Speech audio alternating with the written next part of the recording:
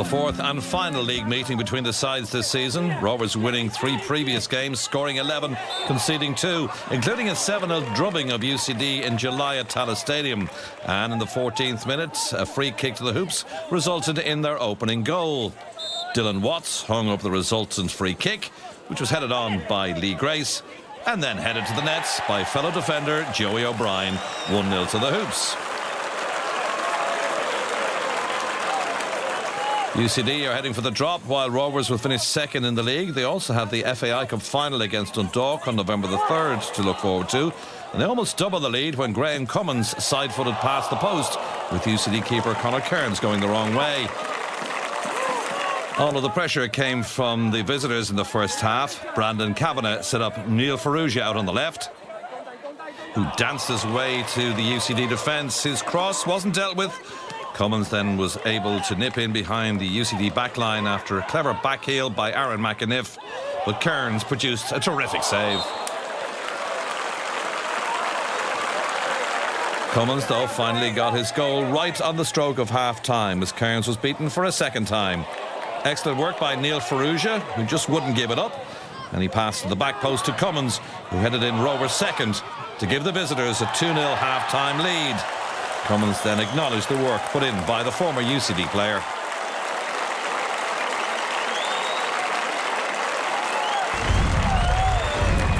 Conor Kearns was the busier of the two keepers on Friday night, and Cummins the busiest of the strikers. Kavanagh played in Cummins. The UCD defence forced Cummins back out of the penalty area, and sub Gary O'Neill, also a former UCD player, saw his shot handled by Liam Scales on the edge of the area.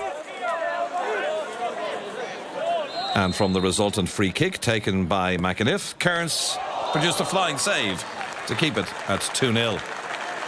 Then came the game's most contentious moment.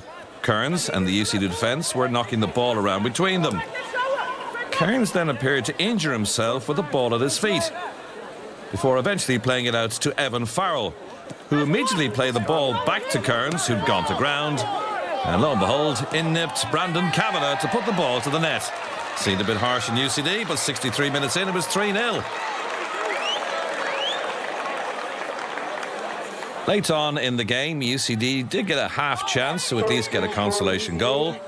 But Richie O'Farrell's turn and weak shot was never really going to beat Alan Manus in the away goal.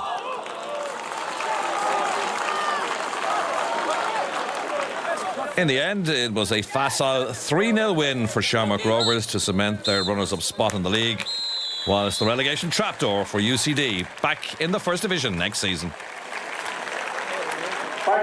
It finished UCD 0, Shamrock Rovers 3.